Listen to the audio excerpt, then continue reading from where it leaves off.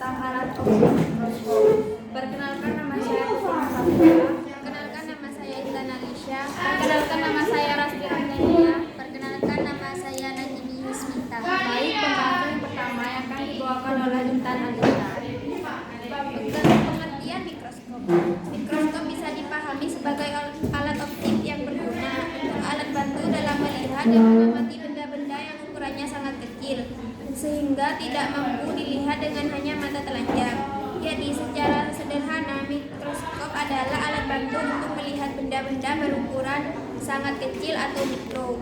Kata mikroskop sendiri berasal dari bahasa Latin yakni mikro, yang artinya kecil, dan kata scopain yang artinya melihat. Jadi, mikroskop diartikan sebagai alat untuk melihat benda kecil. Benda-benda kecil tersebut dilihat dengan cara diperbesar ukuran bayangan benda tersebut sehingga berkali-kali lipat dari ukuran sebenarnya. Dengan mikroskop, bayangan benda mampu diperbesar hingga 40 kali, 100 kali, bahkan sampai 1000 kali lipat. Perbesaran yang semakin tinggi ini dapat semakin meningkat lagi seiring dengan teknologi yang juga semakin berkembang.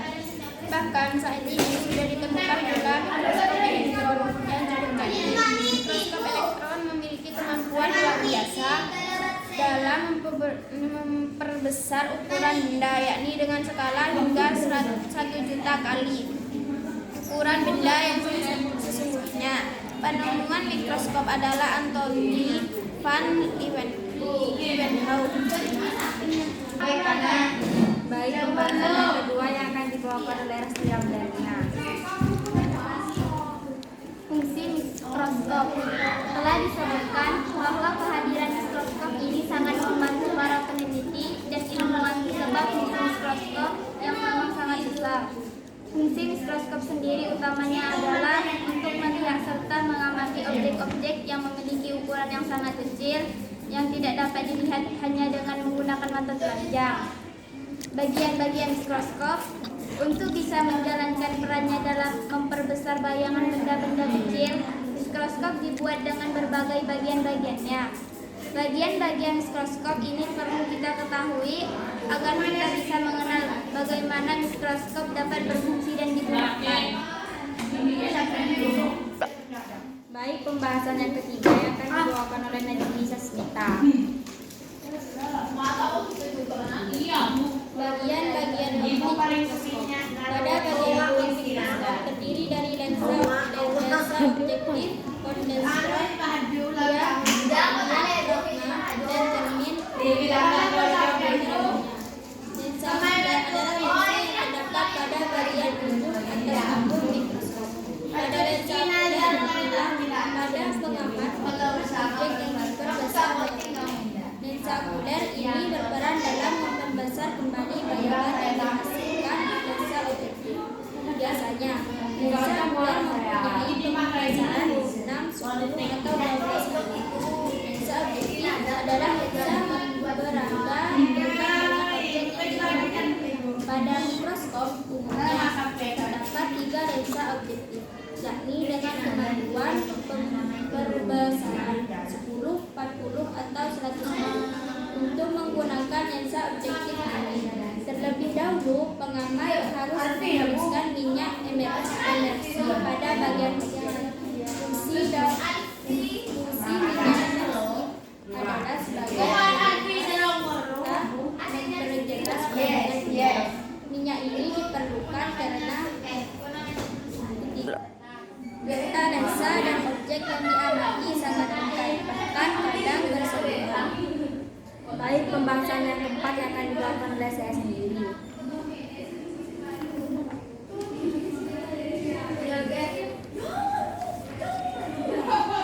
Bagian-bagian mekanik dan optik mikroskop. Revolver adalah bagian yang fungsinya untuk mengatur perbesaran lensa objektif yang diinginkan oleh pengamat. Tabung mikroskop adalah bagian yang fungsinya untuk menghubungkan lensa objektif dan lensa okuler pada mikroskop. Dengan mikroskop adalah bagian yang fungsinya sebagai tempat pengamat ketika memegang mikroskop. Meja benda adalah bagian yang fungsinya untuk tempat meletakkan objek yang hendak diamati. Pada meja benda ini terdapat pula menjepit objek yang berguna untuk menjaga objek agar tetap di tempat yang diinginkan. Mikrometer adalah bagian yang fungsinya untuk menaikkan atau menurunkan tabung dengan cepat agar pengamat dapat mengatur kejelasan gambaran objek yang didapatkan. Mikrometer adalah bagian yang fungsinya untuk menaikkan atau menurunkan tabung secara lambat dan berguna untuk melakukan pengaturan agar mendapatkan kejelasan dari gambaran objek yang diinginkan. Tapi mikroskop adalah bagian mikroskop yang fungsinya sebagai penyangga untuk menjaga mikroskop agar tetap pada tempat yang diinginkan. Macam-macam mikroskop. 1. Mikroskop cahaya. Mikroskop cahaya adalah jenis mikroskop yang dapat digunakan dengan memanfaatkan cahaya sebagai sumber energinya. Pada mikroskop cahaya digunakan lensa yang berperan untuk memusatkan cahaya ke objek yang hendak diamati. Mikroskop yang pertama kali ditemukan adalah jenis mikroskop cahaya ini. Mikroskop cahaya juga menjadi jenis mikroskop paling umum yang digunakan di sekolah-sekolah di Indonesia sebagai alat belajar. Yang kedua, mikroskop elektron. Mikroskop elektron bisa dikatakan sebagai penemuan mikroskop baru yang lebih canggih atau modern. Jenis mikroskop ini memanfaatkan elektron sebagai sumber energinya. Dengan menggunakan mikroskop elektron, banyak objek yang diamati dapat diperbesar hingga 1 juta kali ukuran objek sebenarnya. Mikroskop elektron terdiri juga atas ada 2 jenis, yakni mikroskop transmisi elektron dan mikroskop elektron scanning. 3. Mikroskop flash contrast. Cara ideal untuk mengamati benda hidup adalah dalam keadaan alaminya, yaitu tidak diberi warna dalam keadaan hidup. Namun pada galibnya fragma benda hidup yang mikroskopik tembus cahaya, sehingga pada masing-masing tingkatan tak akan teramati. Kesulitan ini dapat diatasi dengan menggunakan mikroskop fase contrast. Yang keempat, mikroskop cahaya. Mikroskop cahaya memiliki pembesaran maksimal 1000 kali. Mikroskop memiliki kaki yang berat dan kokoh agar dapat berdiri dengan stabil. Mikroskop cahaya memiliki 3 dimensi lensa, yaitu lensa objektif, lensa okuler, dan lensa kondensor. Lensa objektif dan lensa okuler terletak pada 2 ujung tabung mikroskop. Lensa okuler pada mikroskop biasa membentuk bayangan tunggal atau ganda. Pada mikroskop yang konvensional, sumber cahaya masih berasal dari sinar matahari yang dipantulkan oleh suatu cermin datar ataupun jukung yang terdapat di bawah kondensor. Lensa objektif bekerja dalam pembentukan bayangan pertama. Lensa ini menentukan struktur dan bagian teknik yang akan melakukan daya pisah spesimen sehingga mampu menunjukkan struktur teknik yang berdekatan sebagai 2 benda yang terpisah. Baik, pembahasan yang kelima yang akan dibawakan oleh Intan Alisha. Mikroskop Pander. Mikroskop Pander ini dapat digunakan untuk mendeteksi benda asing atau antigen seperti bakteri, rickettsia atau virus dalam jaringan. Dalam teknik ini, protein antibodi yang mula-mula dipisahkan dari sel tempat terjadinya rangkaian atau dikonjungsi dengan warna pasar. 6. Mikroskop medan bulat. Mikroskop medan bulat digunakan untuk mengamati bakteri hidup, khususnya bakteri yang begitu tipis yang hampir mendekat batas daya mikroskop majemuk. 7. Mikroskop ultraviolet. Suatu variasi dari mikroskop cahaya biasa adalah mikroskop ultraviolet. Karena cahaya ultraviolet memiliki panjang gelombang yang lebih pendek daripada cahaya yang dapat dilihat. Penggunaannya, cahaya ultraviolet untuk pencahayaan dapat meningkatkan daya pisah menjadi 2 kali lipat daripada mikroskop biasa.